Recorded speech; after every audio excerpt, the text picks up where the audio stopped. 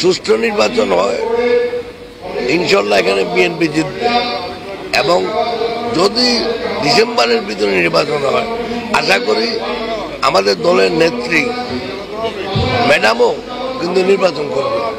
উনি এখন ইনশাল্লাহ একটু সুস্থ আছে, অতএব আমাদের নির্বাচন নিয়ে ফেনীতে কোনো চিন্তা নেই। যদি জনগণের কাছে দায়বদ্ধ না থাকে তাহলে তারা তো কোনোদিন ভালো কাজ করবে না। সেই জন্যই আমরা চাচ্ছি এই নির্বাচনটা যত তাড়াতাড়ি। এখন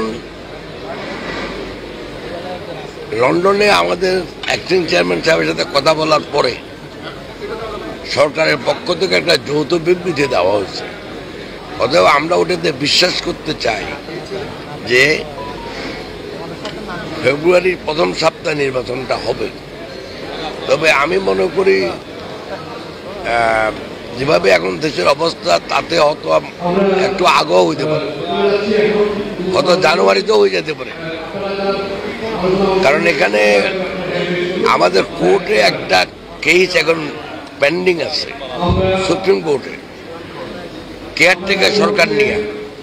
যদি কেয়ারটেকার সরকার যদি পুনঃপ্রবর্তন হয় তাহলে এই অন্তর্বর্তীকালীন সরকার তখন কেয়ারটেকার হবে। কেয়ারটেকারের ভিতরে কিন্তু বলা আছে 90 দিনের নির্বাচন। আমি মনে করি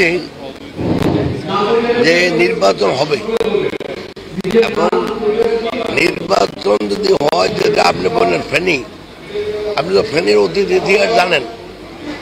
যদি সুষ্ঠু নির্বাচন হয় ইনশাল্লাহ এখানে বিএনপি জিতবে এবং যদি ডিসেম্বরের ভিতরে নির্বাচন হয় আশা করি আমাদের দলের নেত্রী ম্যাডামও কিন্তু নির্বাচন করবে।